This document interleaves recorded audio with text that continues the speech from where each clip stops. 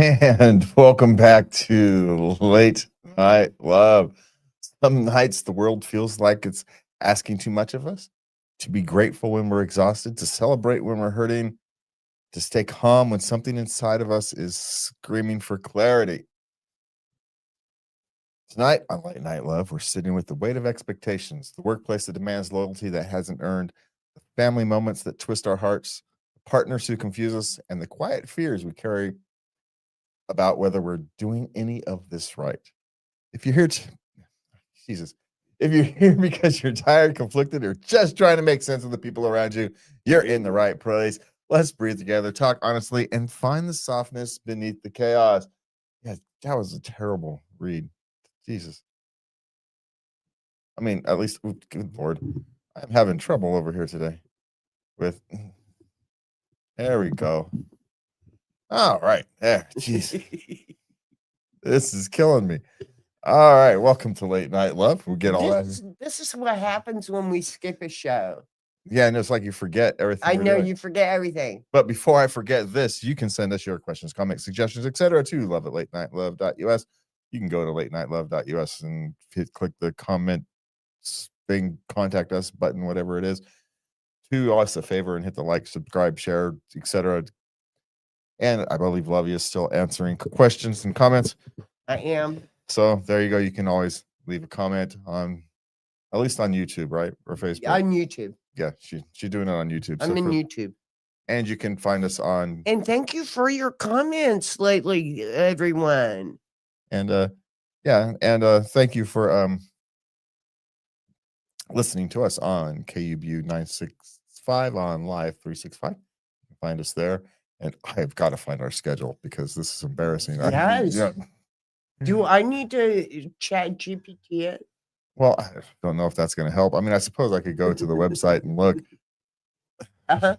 I could just do that. Uh-huh. But, you know. You could. It's possible. Right. There's evidence to show that I am capable. How willing I am is a different question. Apparently. Whether it's actually going to happen. But what did happen this week, right, is I got to go down and experience a quinceañera. And I didn't get my picture. Oh, well, it's because my phone was dead. Oh. It had to be used as a hotspot to try to fix the video presentation. Okay. And it died. Things you do for a granddaughter. Yes. Yeah. But there's plenty of pictures. I'll get people to send you stuff. I got video. Yeah, I would like that, please. I got videos on the thing. The lighting was terrible, but I remember it was the night before you left, and I'm asking you to send me a picture. I got a little shrill. Yeah, sorry about that. I didn't have the thing. There's pictures, and the son will send me pictures eventually when they get around to it. So, all right. So there is all that. But that was an interesting, cultural and family experience. Yeah. Families meld and cultures meld, and it's all part of the fabric of living life. So in America, thank you very much. Yeah. And our new car is too comfortable at too high a speed, by the way. It's too comfortable? At too high a speed. What happens? Nothing. It's too comfortable, and you look down and you're going way faster than you mean to. Now you tell me this after you. Well, yeah, after I'm safely at home. No kidding. Well, in my defense, I was just tucked in the long line of cars. And it turns out that the long line of cars was going very fast. That's all I'm saying. I wasn't like by myself, and you know me, I'm not by myself. I don't go all that. No, you don't. No, but I was just tucked in the long line of cars, just going as fast as the long line of cars was going. I looked down, and yeah, we were going quite fast. And well, they can pull all of us over, I guess. And so we just kept going until it eventually slowed down. It only lasted for like 20 minutes. I-5, but still, it was what it was. So we did learn that. So, all right, we're going to go ahead and just jump right into what we call our life segment. I got to get new names for these. When Work Stops Making Sense is the title of this one. And we're stepping into the strange and emotional terrains of modern work. where giving 2-week notice is disrespectful, where companies try to turn employees into contractors while still demanding 40 hours in the office, and where promotions can create tensions at home instead of celebration.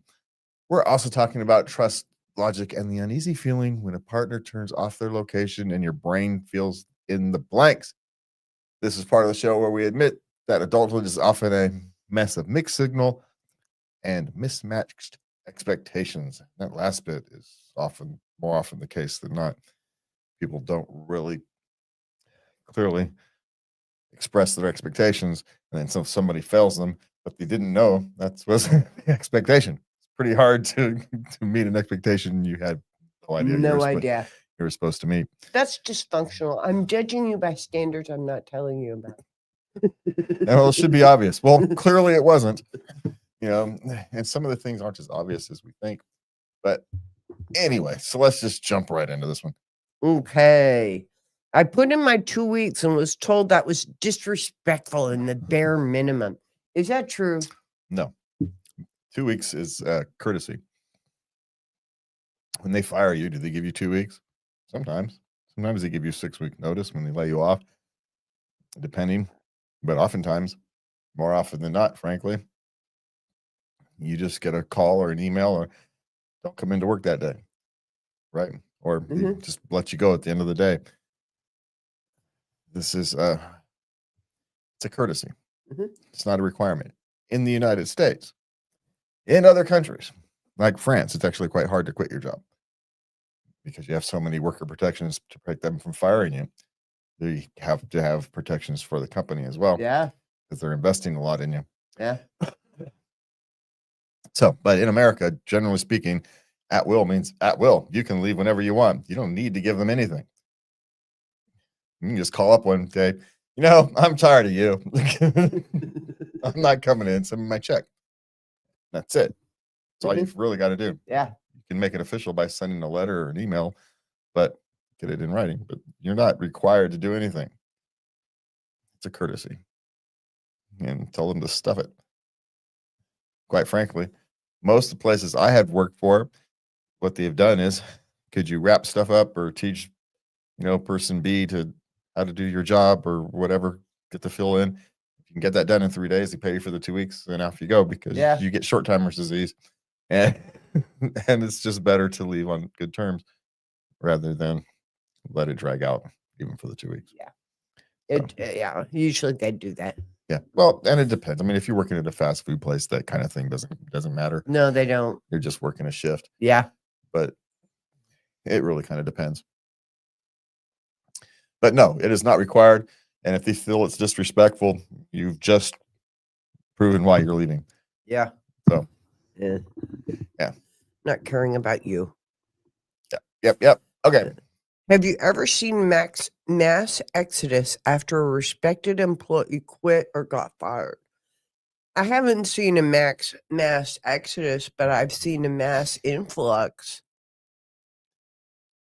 This one director, she came on board. Next thing you know, all these people, we follow her everywhere she goes.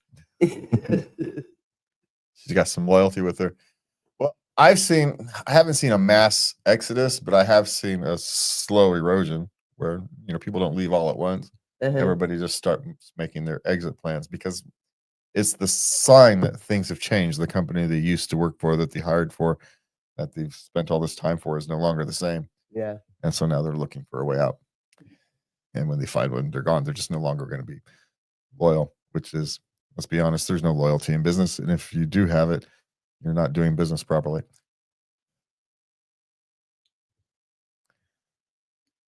I mean, loyalty has its end, right? For them and for you. Once it's no longer economically viable or it's no longer advantageous to your lifestyle, needs, wants, desires, whatever, right? Once the intersections of needs no longer meet, you go the other way. It's less committed than a marriage. Your wife gets a better job across the country. Guess what? You're moving across the country. Your job can take a hike, right? Yeah. It's just a job. You can get another one. Push comes to shove, what's going to go first, your job or your family? Your job every time. If you're a spouse person, gets the opportunity of a lifetime, you know, life changing, not just life changing opportunity, let's say a generational changing opportunity across the country. Are you going to stay in your 6-figure job because it's fun? No, you're leaving. Everybody's going to leave. And if I might get it, some people have a sense of duty and whatnot. They spent a lot of time, sunken cost, but ultimately you're leaving because that's generational. So mass exodus, I have never seen it, but I have seen where essentially you're losing all of your best employees slowly over time. It's just the beginning of the melting away. Yeah. Yeah. And then you end up with a bunch of employees who only care about the paycheck. So, okay. Okay. Partner got a promotion at the same company I work at, and I'm feeling like it's hard to celebrate for him. Or celebrate him. Uh huh. Now they have a common law marriage, and this is a female about her husband, Yeah. and she worked hard for it too, and he got it. Yeah. Well, if you work in the same spot, these kind of things are going to happen. And it's okay, actually. This is one of those things in a relationship where what you do is you put your big girl pants on and you pretend. You do. You pretend. You do the exact same thing if the shoe had been on the other foot. He's going to be disappointed and you're going to pretend. Now, in a week, you can tell him the truth that you were actually disappointed, but you'll have gotten through the part of it by then, right? And so you can actually look back at it as kind of a war story because you'll have supported him through it. But at the same time, you can tell him that you were really disappointed you didn't get it. It hurt you more than you thought it would, which is what's happened. Yeah. Yeah. So I would. Oh, that's a good advice. Yeah. yeah. Don't do it right now. No, because then you're undercutting your support. And come on, you can fake it for a week. Come on. Yep. Just all you got to do is fake it. Be there for him. This is the rough stuff. This is the stuff that's not talked about very often in partnerships. Yeah. Sometimes you're the one who's got to eat the poop sandwich so your Yeah. partner can enjoy a big win. Yeah. And you know what? He'll do the same thing for you if it's a real partnership. He will. And he might have already done it, and you just don't even know it because he faked it good enough. And men, we're not going to tell you later. We forget. It's not that we don't intend to. We actually intended. Sure. You just don't want the emotional confrontation. No, but in a week, it's no longer important enough for us to have it a big deal. It's kind of solved itself. And so, because we've gotten through the emotion of the moment, our pretend support for you turned into genuine support for you. And so the problem solved itself. We're not like women. We don't have the need to go back and review our things once this issue's been solved. And so then we just forget to talk to you about it until 6 months later, and we're just sitting around BSing, and it comes up in some goofy conversation. And next thing you know, we're in trouble for, I don't know why.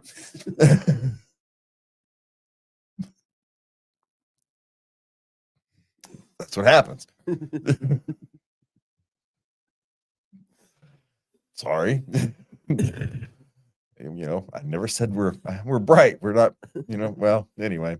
Not sure how to describe that one. Okay, what's next? Okay. Did I get a scam job offer if there was no interview? They emailed him questions. Probably. It's probably a scam. Of some form. End up being an appointment center type thing, where you're trying to get people to. It may not be a scam, Uh-huh. but it's probably not a very legitimate job. We'll put it that way. You might end up having to cold call people to get them to schedule timeshare appointments or something, right? Yeah. It's probably happened more in our day than modern day, but who knows what you're doing. Get people to sign into credit card abatement programs that are actually bad for them. Who knows? There's all kinds of things that technically not scams, but you probably don't want to get involved with. So, Okay. but scam or not, it's probably something you don't want to get involved with. Okay. My job suggested switching me from W-2 to a self-employed contractor, but still expecting me in the office 40 hours a week. Well, see, here's the thing. If they want to switch you to a contractor, then you get to decide how you fulfill that contract. They no longer get to control how you fulfill that contract. Now, there is some wiggle room in that, but because you're already an employee doing the same job, that wiggle room is essentially evaporated, at least on a legal perspective. So they have to give you far more control than you would otherwise have. Yeah. You can't just shift you over to be a contractor and you expect you to work under the same conditions. That's right. Yes, you have to put in 40 hours of work. Has to be there, but you get to choose when that happens. Maybe you work 4 10s because now you can. Maybe you work 3 12s and 4 hours on a Saturday because you can. You're now your own employee. So how you fulfill that becomes they no longer get to control your schedule. So that's part of it. So if they want you to be a contractor because it eases their tax burden, which is fine. I have no problem with that, but I'm going to get the benefit of that. You're either going to give me more cash because I'm saving you cash that's coming my way. At least half of your savings is coming my way. Right? Just is. It's going to benefit me and I get to control my schedule now. And quite frankly, it's you give me the work I need to finish each week and I'm going to finish it. If I finish it in 30 hours or 40 hours, it's none of your freaking business. Yeah. You now have the power. Especially if you're good at your job and, then you're hard to replace. You've got them over the barrel. But there's lots of benefits to being a contractor because then you can work for some other places. But you have the power to negotiate your working conditions and don't let them dictate it to you. So there you go. Okay. All right. Boyfriend turned off location while out with his coworkers. I have the urge to break up with him. How do I think of this logically? Why were you looking at his location when you were out with his friends? She wanted to know where he was. They went to a strip club. See, I wonder why I turned it off. But the issue is, why are you looking in the first place? She wanted to know. Did you? What is he doing? He went to the strip club with his buddies, and he knew you're going to have an issue, so he turned off the thing. So how did she know he went to the strip club? She just knows. Oh, she just knows. Yeah, we know. You just know. We do. The glitter on your face, kind of. Well, that can happen at a bar, especially these days. All these people walking around with all kinds of furry stuff and sparkles falling all over them, and people with wings walking around, and you can get glitter on you from all over the place. But there's also the thing that his phone was nearly dead, so he turned it off. No, he changed the location. Well, how does the she locator? She turned off the locator. Yes, that happens when you turn off your phone to say, or it goes into battery save mode. All kinds of times that my phone turns that off at 20%. Oh, that explains a lot. To save batteries. I have no idea how to check your location. I'm giving you shit. There's no service you're connected to that can check my location, quite frankly. Yeah, see? Well, you probably could. You could probably get one of the kids to hack into yeah, but could you figure out which account it was? That's logged in, because you actually can. You can log into my computer. I'm going to ask your kids, hey, can you help me spy on your day? Well, if you really had to find me. Okay. I was thinking just if I was paranoid or they something. could figure it out. You just had to figure out which Google account that phone is connected to. And I never remember. I always have to check the phone. So good luck with that. But then theoretically, you could be able to log into my computer and use the Find My Phone. Wah, thing, wah, I guess. wah. Yeah, we've gone, Wah, wah, we've gone, wah. we've gone on long too fast. All right. All right, but how do you think of this logically? Let's actually answer her question. Yes. Let's actually, instead of us rambling Well, nonsense. it doesn't mean, as we just established, it doesn't mean that he turned it off the location. It could have had something to do with his phone. The phone, the battery. He could have turned it off because he went to the strip club and he didn't want you to flip out. You know, or maybe he was going bar crawling and he didn't want you to flip out. Who knows? Uh, He's out with his boys. Let him turn off the phones and just have a night out. Let him be crazy. Yeah. Let him run wild. They need to do that. Don't you need to run wild? I do. And let's be honest, most of the time when you're out with the boys, you're too much of an idiot to be doing anything stupid. They're not doing nothing. They're just talking shit. Largely speaking. Yeah. Yeah. Oh, they might be doing something. Nothing productive, but they might be doing something. Maybe bar crawling, maybe at a sports bar watching a game, eating hot wings and talking when they were 16 and could actually jump, things like that. I could do that when I was 16. Yeah, so we all could. That's nice. It's what happens. So, but how do you stop worrying about it? I mean, do you have an expectation that he leaves his thing on? Or are she just I'm more worried about her that she's feels the need to check. I know there's something wrong here that she's not trusting him. Why can't he go out to a strip club? Without her having to check. Yeah. Yeah. Why can't he go out with the boys and Now maybe there's other legitimate reasons for her to be worried, and she just didn't express it. okay. But based upon what we know, she's being a little over possessive. She's insecure. Yeah, a little bit. Yeah. And It's okay. He's not doing nothing. Maybe he's looking at some boobies, but that's about all. He's not doing nothing. yeah.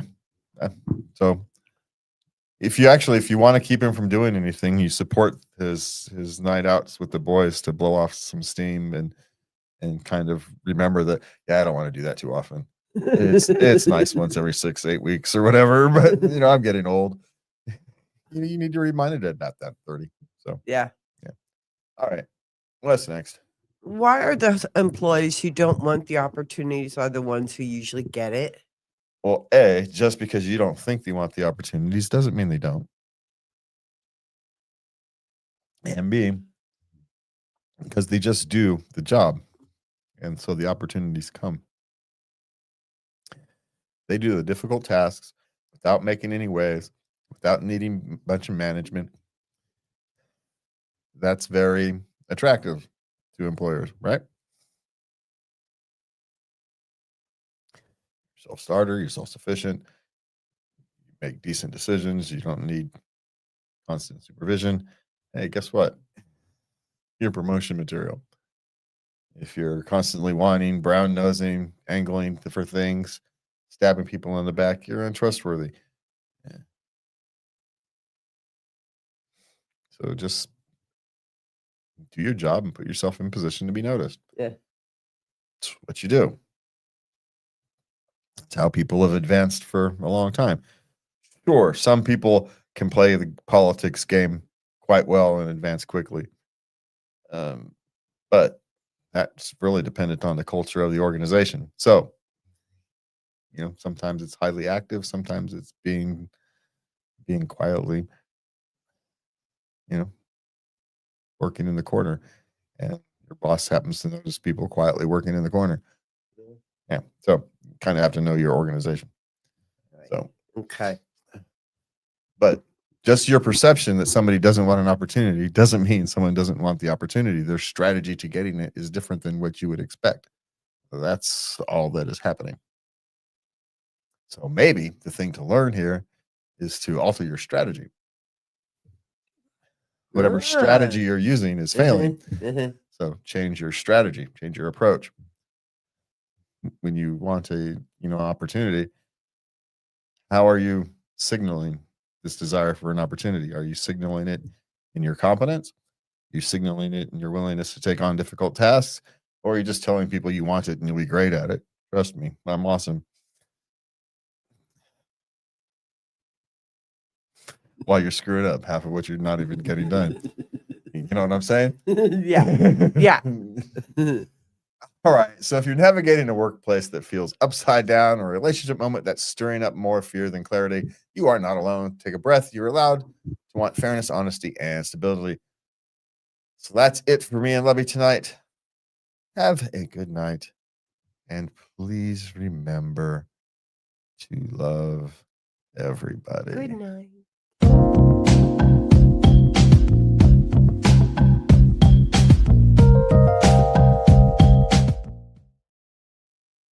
All right.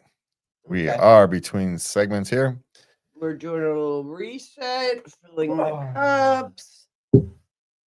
Drink. My knees ache. No. Do you want a chair? No, it's the weather. Oh. You rarely talk about your knees anymore. That's been bothering me. But I've been letting you do whatever it is you do. Well, fixing my knees, my feet, or my helped my knees somewhat. Uh-huh. But yeah, and it hasn't been. We've had pretty stable weather for a while. So, Yeah. yeah, Okay. my knees do pretty good when the weather's stable. It doesn't even matter what it is. If we can have rain for 2 weeks, my knees will be fine. It's this stuff that comes in and out quickly makes my knees ache. All right, we ready? Yes.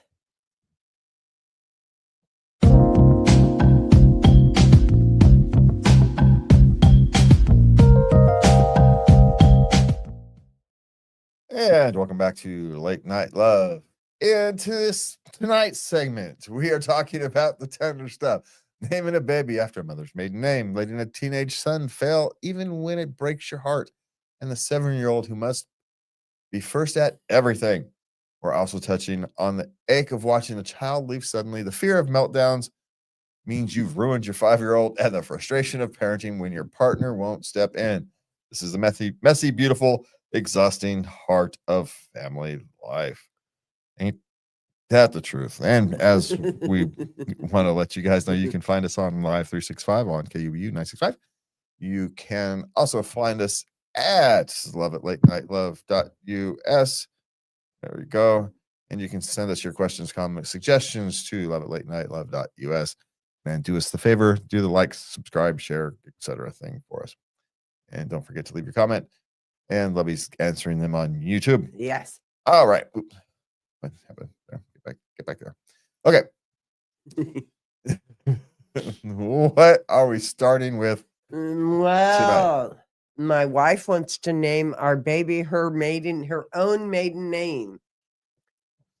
For the baby's first name. Her maiden name for the baby's first name. I don't have an inherent problem with it. Yeah, what's the problem? Unless it's Jones or something like that. Yeah. What's wrong with that? If it works, Now there are some names that wouldn't work as a first name, right? Yeah. Hickenbopper or something. Or there's this guy, Druckenmiller. You wouldn't want that as a first name. Yeah. Okay. But assuming her first name was something that can work as a first name, why not? Cooper. Be better for a boy, but I could get it. I mean, it really is going to depend. If her last name was Ashley, then it's great. What are you complaining about? What's wrong with that? Yeah. Yeah. But if I get it if it was some goofy, long lasting name, like Einstein or something. Yeah. And now you've got this girl walking around with the first name of Einstein. He didn't mention that. So my answer to that is it really depends. Yeah. And I get it, especially these days. Women don't want to lose that identity of their maiden name. It's part of who they are, far more than it has been in previous history. Yeah. So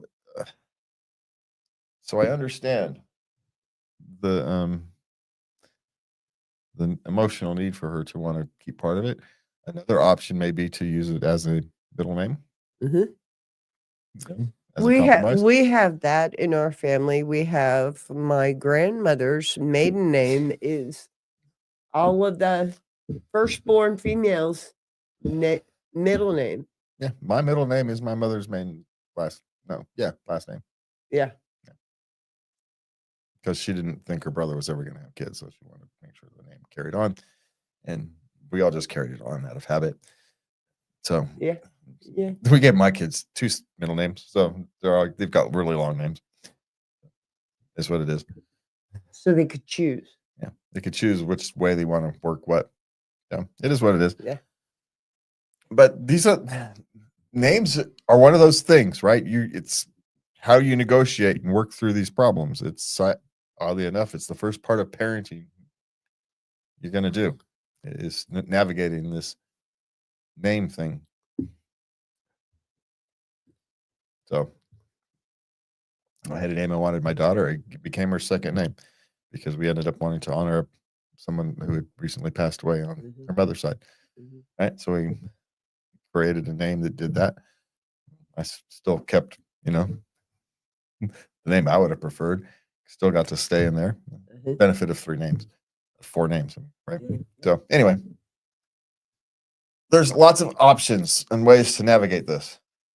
But my suggestion is, unless it's a terrible first name, it is. Yeah, why can't she? Yeah. But it may be best for a middle name. Yeah. It all depends. As a practical thing. It all depends. Okay. Yeah. Letting him fail is devastating. He's 15 and he keeps being late for work. Yeah. He's going to have to learn his lesson. He's 15. He doesn't care that much is the problem. Yeah, and 15-year-olds are notoriously bad about keeping track of time. They just are. Yeah. Have been since the beginning of time. So I suspect it'll just be a few minutes, and next thing you know, it's a half an hour. And yeah. Well, I've told this story before about the Roman, citizen who just lamented over all the time that his son spent preening his hair in the mirror. Yeah. But here's the thing. We were just talking about this the other day. What kind of kindness, right? You think that helping him get to work on time now is being kind to him. Yeah. But is it? She stopped. He just wouldn't get up. Yeah. So she stopped. Yeah. If you're gonna fight me, I'm trying to help you. She even went so far, make him coffee, make him something to eat, start the shower, and he wouldn't get up. Yeah. He's got to fail on his own. That's actually sometimes it's the kindest thing you can do. Now, here's this other part of it. You're going to have to make him losing his job have all the consequences of him losing his job. You can't backfill some of that. Yeah. You're going to have to learn to say no a lot. Yeah. In the next few months. Let him do without. Yep. He doesn't get all those extra little things that his job would have allowed him to buy because he chose not to show up. Yeah. Yeah. You have to allow nature's consequences. And it's going to feel mean, but it's actually being kind in the long term. And that's a very hard. Fathers are better at this than mothers, but mothers can do it. You got this. She already knows. Instinctively, she knows.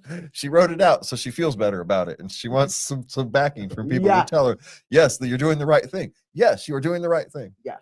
Make sure you follow through. This is going to be hard for you because it's going to hurt more when he wants things and he needs things that going to have to say no.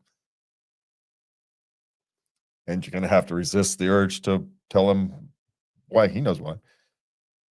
If you'd have been working,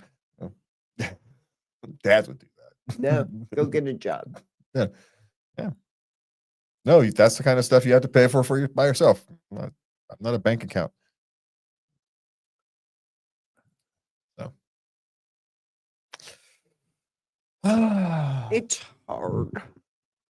Yep, it is hard. That's the hard part, and it but is. but you are raising a responsible adult. Yeah, you've got 3 years to get this boy responsible. So Yeah, good luck. So Godspeed. all right, You can do it. yeah. Okay. How to deal with a 7-year-old boy who always wants to be first. Like if they sit down to do an assignment in class, he just rushes through it. Done. Haha, I win. Okay, did you get it right, or did you just finish? Okay, so what he does is he has a competitive nature. So find him an outlet for it. Find him an organized outlet for it. you know, Pee Wee football. You know, Well, he's probably there's gonna need something with more immediate chess, chess, checkers. video game. That video game's kind of dangerous for a 7-year-old. Okay. But Minecraft. well, no, because Minecraft you don't really win; you just build. Oh, He wants to okay. win. He wants the he what he's. I hate to say it, this is the adrenaline junkie type thing coming on, right? Oh, yay. He's getting the kick from success, and you can help guide that. But you know, give him things he can win. Chess, make him think. Make him use that desire to win to spelling bees. Does he like to spell? Ooh, spelling bees. Yeah, things like that. Mm-hmm. Let him exercise the desire to win, the desire to be first, and train that and point that in a direction. That's all I'm. All I'm For saying. good, not evil. Yeah, because if it's directionless, you know it's going to be directionless, right? Yeah. Yeah, you don't want that No, directionless, you and don't want that. and you're not going to be able to fight it. You can't. You can't fight it. So the only option is to direct it. Direct it. Yeah, yeah. Okay. My boyfriend neglects his pets. Okay, what does she mean by neglect? Because one person's idea of neglect is another She person's. didn't go into it. She's just devastated. She doesn't know what to do. Well, because if one person's like hyper attentive to their pets and another person's just a normal pet owner, you know, Uh, maybe he doesn't clean up after the dog, the dog in the yard often enough. Are the pets getting fed, watered? But the thing is, he's 18, hun. To tell you the truth, I wasn't the most attentive pet owner at 18. I was scattered. Yeah. I had a lot of demands on my time, and I did not understand I needed to make time and set aside 20 minutes minimum for each pet every day. Yeah, and we're gonna have to define what neglect is, because like we said, a hyper attentive pet owner might see someone who just doesn't take the dog out for enough walks as neglectful. After a long day's work, just lets them out in the backyard or something and never actually takes them for a walk. Someone might find that neglectful. Mhm. Dog doesn't know any different. Dog didn't care. He just depended upon the dog. But one person might find that neglectful, and another person might just find that it's just my dog. you know, Mhm. One person needs hyper attentive cat. The other person feeds the cat, gives the cat water, pats it on the head as he goes out the door in the morning, and essentially never really interacts with the cat. But maybe the cat likes it that way. I don't know. Well, cats need to bond. They need that 20 minutes a day. They are. It is neglectful. Well, see, this is my point, right? Is the cat happy and healthy? He's there, so I'm assuming so. Yeah, this is what we're talking about. Exactly. See, one person's idea of neglect and another person's idea of I'm just taking care of my cat. So it really kind of depends. Yeah. Is he not cleaning his hamster cage out often enough? Does he let the fish tank get all mossy? Yeah. What are we discussing? Yeah. Now, genuine neglect. See, I think if she just said if it was genuine neglect, she probably would have used abuse. which is probably we have to be careful about. Yeah, no, it's neglect. He doesn't abuse his pets So because then she would dump him. she's just worried about not getting enough attention. Yeah. And that different people have different, have different feelings on that. Yeah. Okay. Okay, here's one. Son is leaving us today. He's 22, and it happened suddenly, and he's going across country. What happened is everything was going along fine. He was working. He would date, but he lived at home. Yeah. And now he's a wonderful son. They would spend time together, enjoy each other's company. Then all of a sudden he walked in and said, Mom, Dad, I got a job, back east, on the other side of the country. I'm leaving next week. Yeah, he's doing this thing called growing up. He's 22. He got a They're job. devastated. He got a job probably in a less expensive area of the country. He's going back east. What are these people on the West Coast, California, Washington, someplace that's stupidly expensive to live? And now he's 22 and wants to go start his own life under his own roof. And he's got an opportunity to do it, and he's chasing it. I know this is difficult for you. But wasn't he happy with the life with them? No, he wants more. He's 22. He should want more. You should want him to want more. I get it. The emptiness thing, you feeling devastated and lonely. I understand that. I really, really do. But this is the day you've been waiting for since that boy popped out of you. This is the culmination of your efforts. This is literally everything you want. He's got a good job. He's going on doing it. Is he moving far away? And is that emotionally difficult for you? Yeah. Yes, it is. But it's also at the same time exactly what you wanted. All right, maybe it wasn't moving 2,000, 2,500, 3,000 miles away from you isn't exactly what you wanted, but you did want him to start to have his own life and become his own person and do his own thing and be independent and successful and all the things he is going chasing.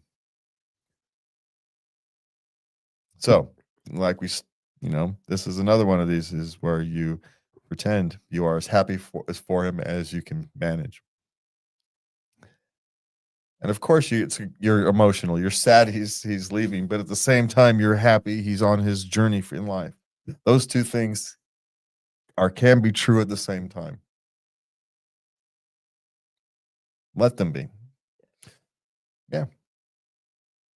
Your little boy has grown up into a man, responsible young man, yeah, and is going off on his own. It should be the proudest moment of your life, while also an emotionally difficult moment, because now you've got this empty nest. Now you get to have to. Here's the real thing: what she's saying, and she doesn't even know it. She doesn't know what to do with herself now. Yeah, she no longer has a child to raise. And let me tell you, I understand. I my last one left. I walked around. I was stunned. I was in shock. I knew this was coming. Yeah, but they all have to. She was pregnant, going off to start her own life in another state. I was devastated, but I didn't, but we stood out in front of next to her car and waved and, had fun storming the castle, and gave her a cheery send off. Yeah, because that's what you do. You have a momentary. And then I went in the house and I melted down. And then you got over it. Yeah. And I found things that I wanted to do, that I have time for now, interests that I pursue. Yeah, you no longer were covering yourself up with this thing you no longer had to do. I have a social life now. Your job was done. I have a social life. Okay. I volunteer at church, and I'm involved at AA. You can pursue. You're you now. Grow. Your growth. Yeah, but it's okay to feel it. Yeah, it's going to take a little bit. It's going to take a minute. It's okay to Yeah, feel it. So don't try to fight feeling it. Just don't feel it around him. exactly. You can cry when you give him the hug to go say goodbye. He knows you're going to be emotional. It's okay. Yeah. But, try to make them tears of proudness as best you can. Yeah. That's my suggestion. Tell him you're proud. Yeah. And he can do it. He's scared. I got news for you. Okay. Parenting changes, but it never ends. Yeah, he's still going to need you. Yeah. But it's going to change. Now you're going to have a relationship with an adult child. The dynamics have changed now that he's moved out of your house. Yeah. So, Yeah. all right. By the way, it's just as fulfilling. Okay, what's next? Okay. Tell me my 5-year-old isn't ruined for life. Constant meltdowns. Your 5-year-old isn't ruined for life. There you go. No. This is perfectly normal. I feel your pain. You think this is never going to end. It does. It absolutely does. My only suggestion is make sure you're not rewarding his meltdowns. Yeah. That's generally why they continue, is because they got rewarded at some point. And so now he's trying something that has worked in the past. So, generically speaking.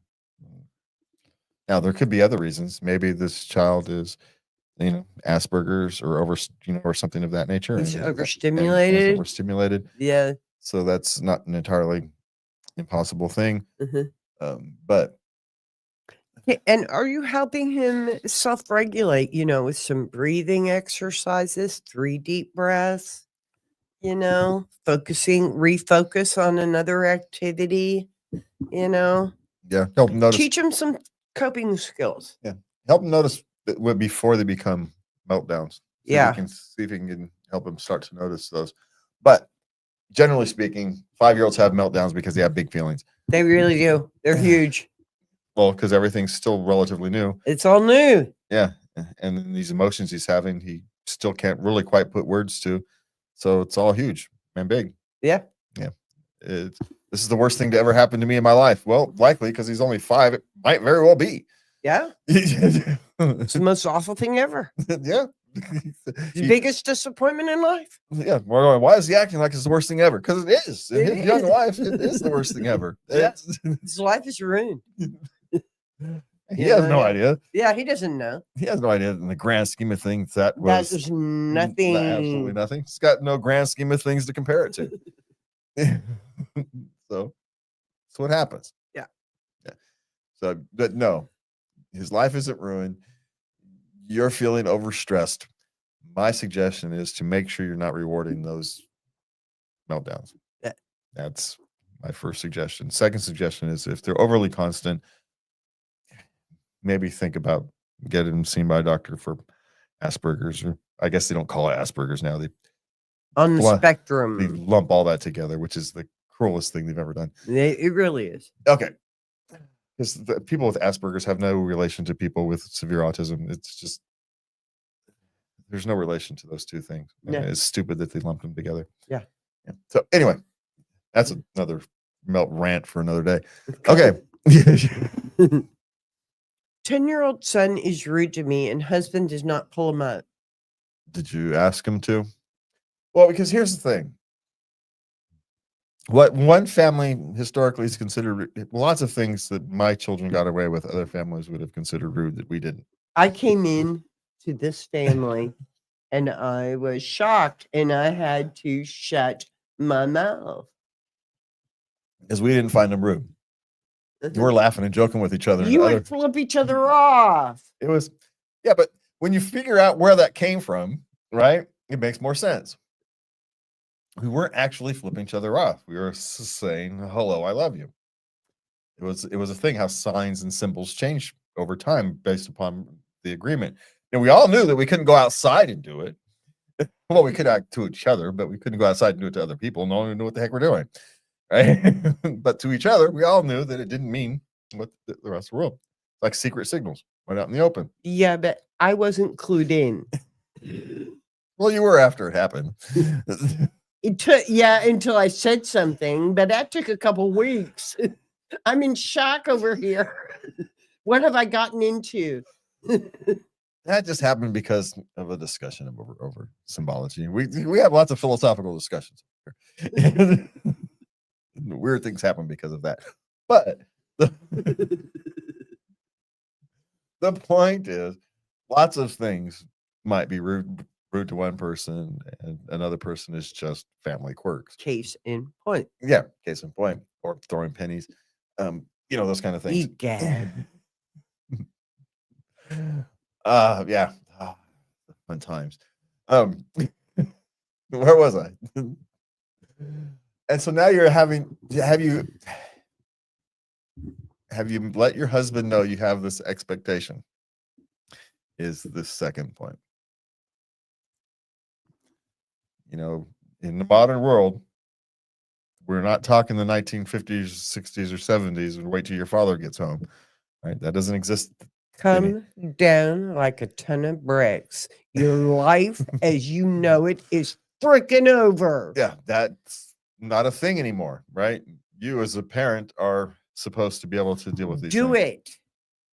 Now, if you don't want to, and your husband has nothing to say about it because he won't step up. well, he may not know he's expected to. This is a modern world. She may be a relatively modern woman.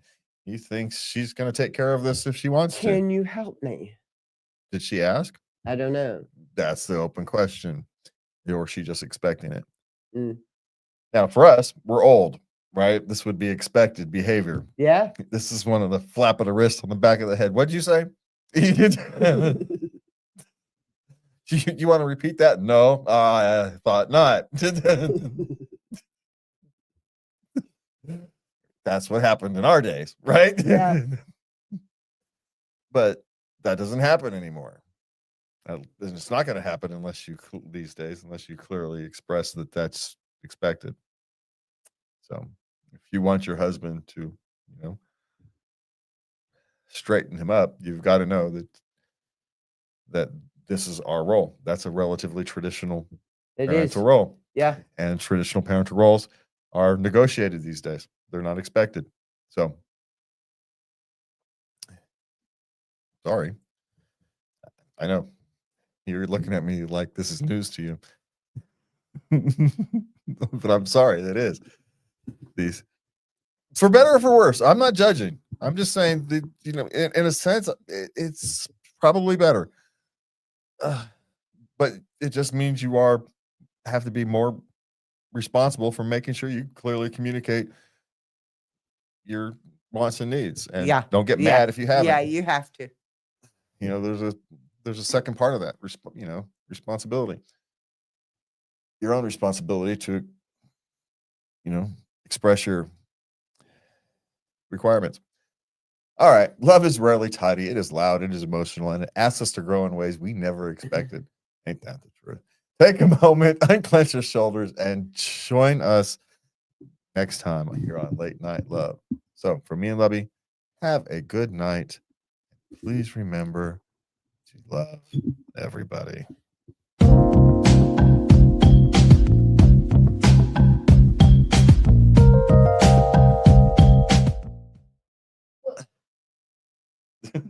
Don't go head first. I almost fell over. These are non-alcoholic beers, I swear. Well, that's the embarrassing part. That's the embarrassing part. I'll have 37 years without alcohol in July. How does it happen? Yeah, we're old. Day at a time. It always hits me how did I get here? Yeah. We're old. That's how we got here. I stuck the plug in the jug. That's what happened. All right. We ready? Yeah.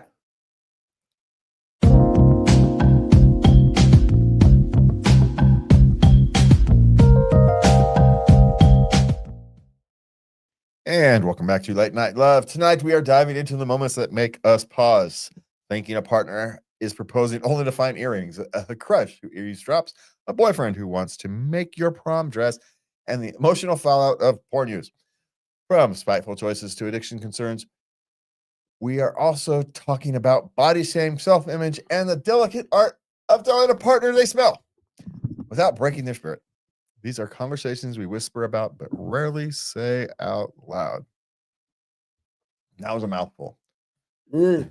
Speaking of a mouthful, you can find us here at latenightLove.us. You can send us your questions, comics, suggestions to love@latenightLove.us. And please do us the favor, do the like, subscribe, share thing, and you can leave a comment there on YouTube, and Lovey will get back to you. Yes. All right, where are we starting this night? Well, this one. I thought he was proposing. It was earrings. It's been 3 years now. What, Now what? Since the earrings? No, it's been 3 years together. And Okay. he's not proposing. Okay, does she realize she can do this? If you really want to see, That is not what we dreamed about since we were 10 years old. she's 28. I'm not entirely know what she dreamed about when she was 12 years old. Trust me. 28-year-olds have different dreams than we did. That's one thing I have learned from my children and their friends and whatnot. They have different dreams than we did. So it may not be her dream, but if that's what she wants. Now, if she thought he was proposing, she has an idea in her head of how this should go. Yes, and those expectations are driving her crazy. So end this thing. You can do the old propose to me or else type thing, I suppose. Which is just a proposal in another But form. that's an ultimatum. So is you proposing to him. It's the same thing. It's actually you throwing down the ultimatum is you proposing to him, right? Yeah. It really is. So there's your choices. You can either do it, take it upon yourself and say, I'm going to take the risk. I mean, you have to decide, are you willing, is this a deal breaker for you? Are you at the point where, he needs to shit or get off the pot, or I need to move on. Either we get married or I need to go and find someone who wants to get married. Are you at that point? No, and here again, have you actually discussed marriage and long-term plans? Do you know if you're on the same page?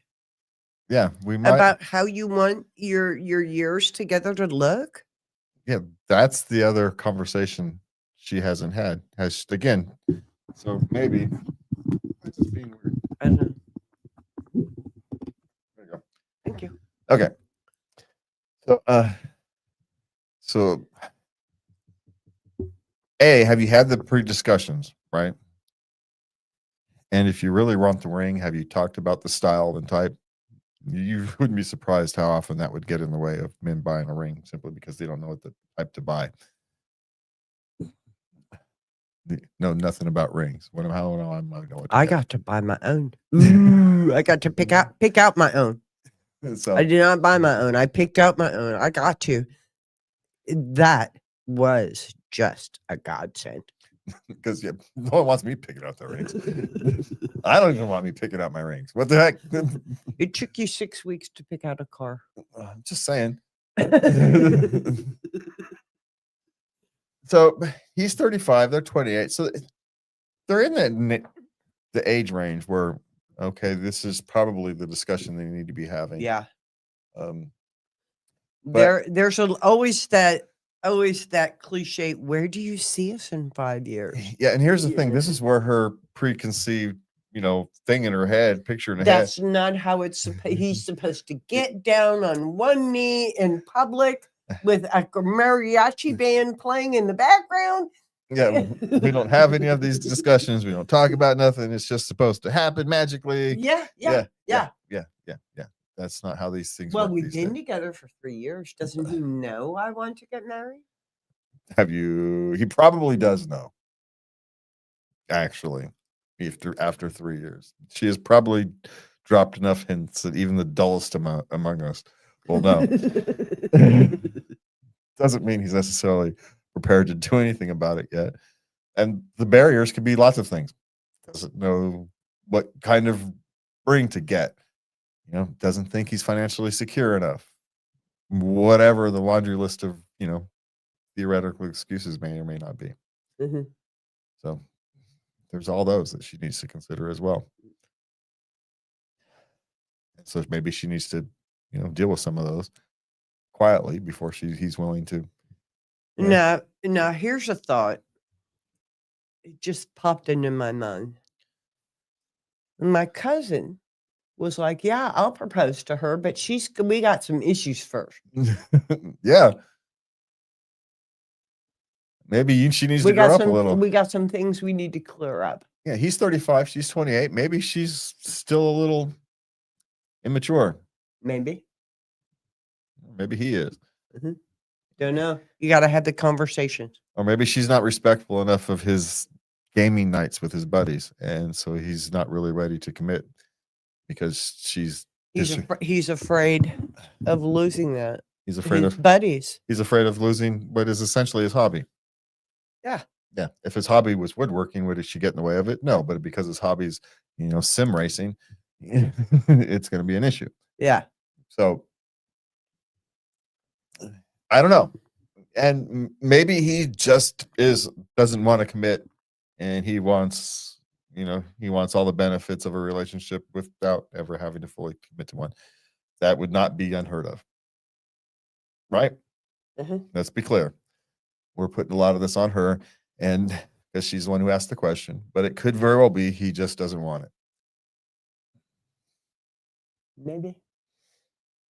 But the only way she can find that out is to either be the one to propose or to start the discussion about long term, where this relationship is going long term. Is this a 30-year relationship or a 5-year relationship? Yeah. Mhm. If it's a 5-year relationship, make it a 3 because she clearly wants to have She wants the home, the family, the kids. yeah. So if they want some different long-term thing, then she needs to move She on. needs to move on. She Yeah. needs to ask the question. Yep. Yeah. Okay. Okay. My crush eavesdropped on my conversations. It was game night. And this guy she knows who's had a crush on her sat next to her the whole night at the other table. And Listen to her talk. so you're complaining because you're at a game night and people around you heard what you were saying. Yeah. What did you think was going to happen? Well, other people can listen, but he can't. That's not how sound works. It's not, what do you want to get the Get Smart cone of silence or something? I'm not what she expects here. And did he say anything about her? Oh, anything she said?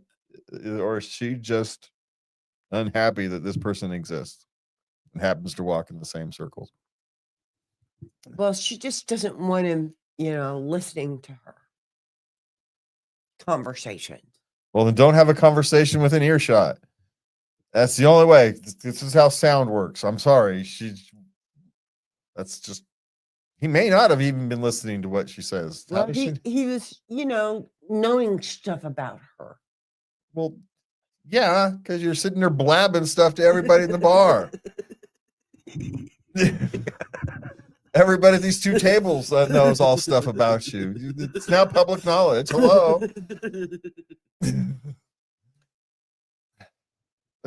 What does she want? She wants this word. What is wrong with people these days? She's 29. Good Lord. Can't you be an adult about this at some point? You just do like the rest of us do and don't care what other people think. There you go. That's the answer to this. Yeah. Stop caring. And who cares if he used to crush on you? Doesn't mean he does now. You can't control what happens on game night, hon. Yeah. No, you can. You can't. You cannot go. Yeah. But my suggestion is, why are you worried about it? Yeah.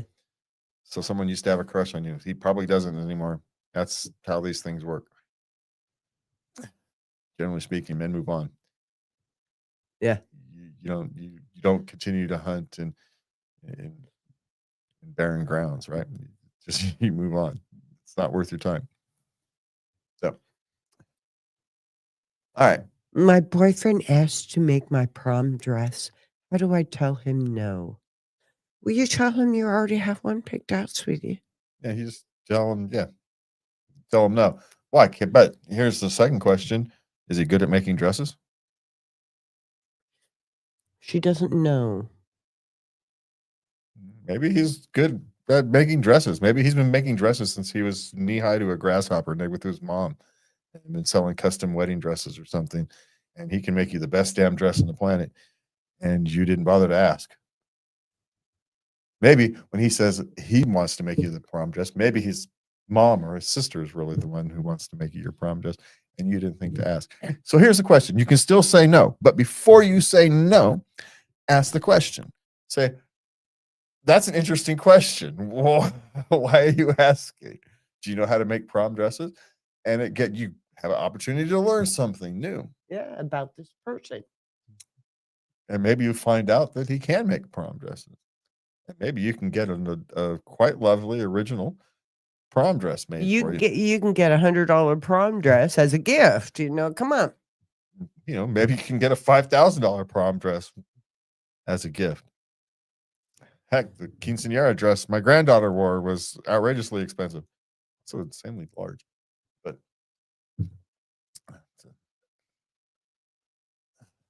That's traditional. yeah. They are large. Yes. Yes. Goofy. Yeah. So anyway, that's our suggestion. Okay. It's perfectly acceptable to tell him no, but ask why he asked the question. Use it as an opportunity to learn something. Maybe you might find out he's been sewing dresses since he was 10 years old. And Don't know. He can actually make you a damn fine. Or maybe his mother is a seamstress and they do it together, and they actually do things together. Yeah. She's teaching him still. Yeah, who knows? Don't know. Does this keep going? Anyway. All right. Okay. Now we move into our adult portion. Okay. Girlfriend had sex with a coworker out of spite of my porn use. Thoughts? That's a bit extreme, and it seems to me she's just blaming your porn use for her dalliance. Yeah, I somehow don't think those things are. Because, even I can tell the difference between pixels and real life. And I'm, not a geek really. I like to pretend I am. So, yeah, that's a lame excuse. It just is. It's just Sorry. It's in a sense she's trying to gaslight him. Yeah, she is. Into making two things that aren't connected. Mm-hmm. Now, maybe she does have a problem with his porn use, which is her right, but this is not it's not one of those things you get revenge for. You do a one-upmanship. What the heck is that? Yeah, out of spite. It's not out of spite. That would be out of revenge. Malice. Yeah, you can find a new girlfriend. It's not a repairable relationship. It's not one you want to repaired. No. Yeah, and she doesn't either. No, she doesn't. She may think she does, but she doesn't. So, all right. What's next? I think my girlfriend is addicted to porn. Well, okay. We're going to go back to this one person's addiction is another person's hobby or, Yeah. So. And, she's 32. She's heading into her sexual peak. Sorry, but I went through this. Sorry. It can happen. But again, this is just going to show that it works both ways, right? And I'd like to say it gets better. I got better, Well, I, got interested in other things. It didn't last, you know? well, kind of like anything, right? Usually you hit a point where it just becomes boring, in a Mm, sense. I was doing some, you explore and you're done exploring. So that, I guess we're gonna have to go find out, is addiction, is it interfering with her other parts of her life? Like any other addiction. Is she choosing to do that rather than go to work? Is she choosing to that than to go to her mother's birthday party? Is she choosing to that? You know what I'm saying? It's not one of these things where I don't feel like going to the movies, so I'm going to sit home and watch a movie. And she kinda likes it integrated in their foreplay. You know how many guys would kill for that? I'm just saying, a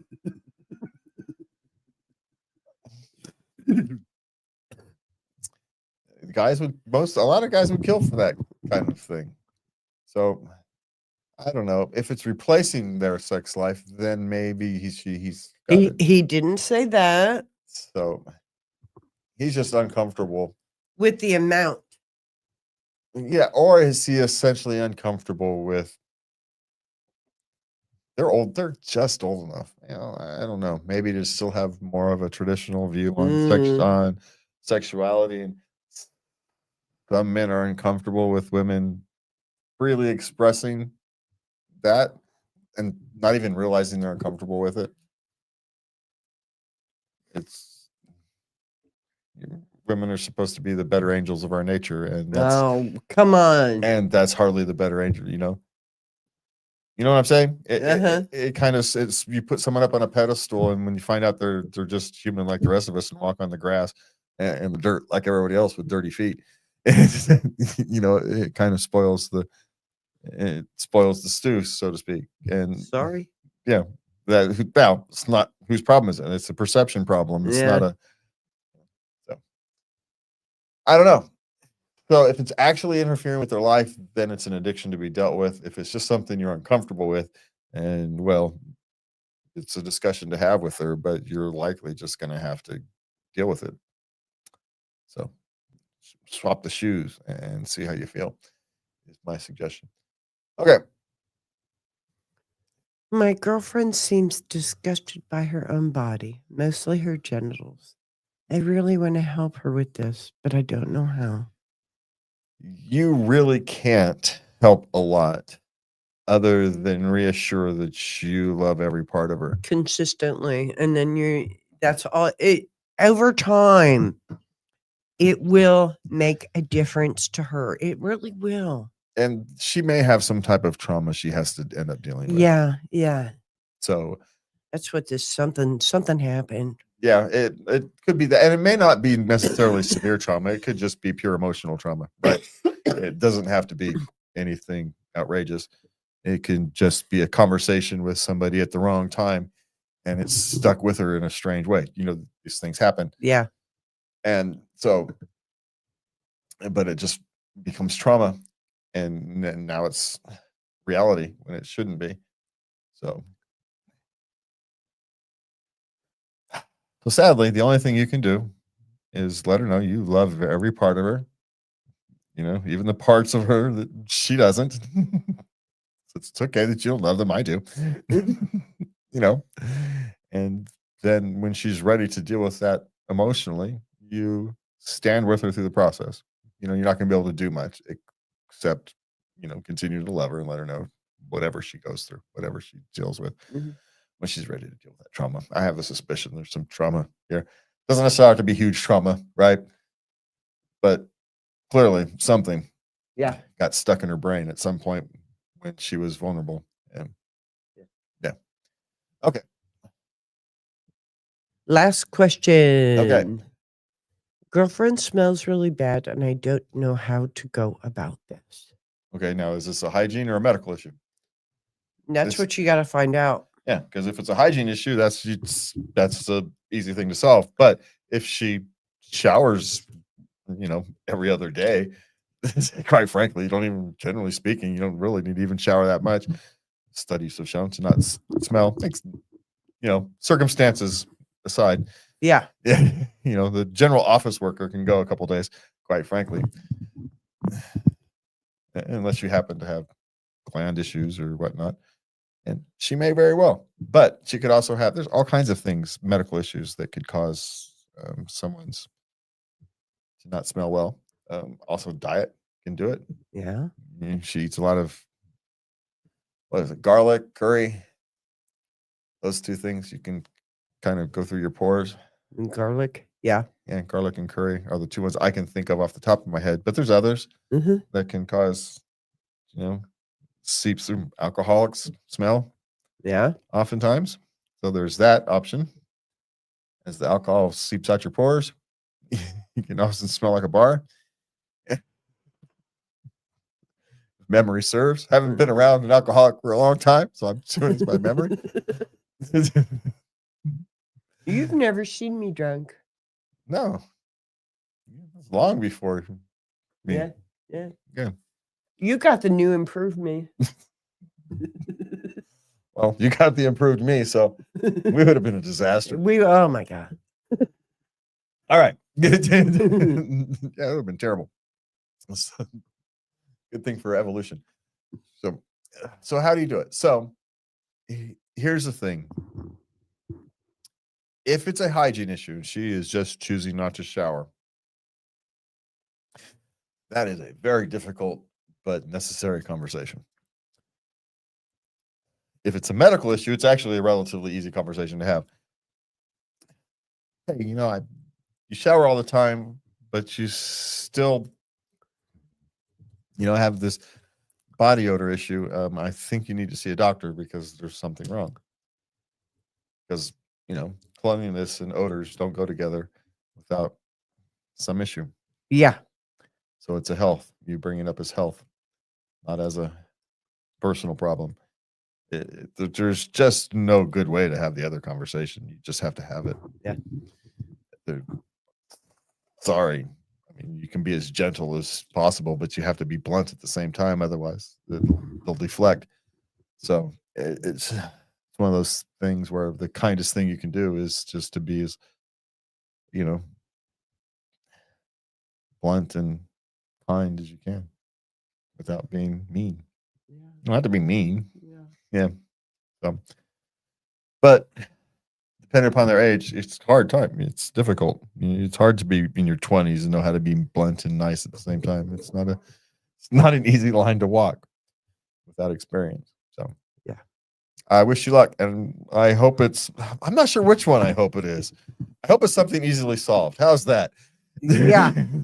Well, whatever the problem is, I hope it's easily solved. I hope maybe she's just going through a period. That's another one. Maybe she's going through a period of depression and doesn't feel like showering, and so she's actually does have an issue to be dealt with. Ooh, yeah. So especially if it's new. So look for health, mental health, and hopefully she knows how to shower. She's just has been choosing not to for whatever reason. All right. Have a good night. For me and Lubby. Oh, wait a minute. Oh. Thank you for spending your night with us. If tonight's stories touched something in you, a fear, a memory, a question you've been carrying, you know that you're part of our community that gets it. We are all stumbling through work, love, and connections, trying to make sense of the people we care about and the people we are becoming. Rest well, be gentle with yourself, and please remember to love everybody. Good night.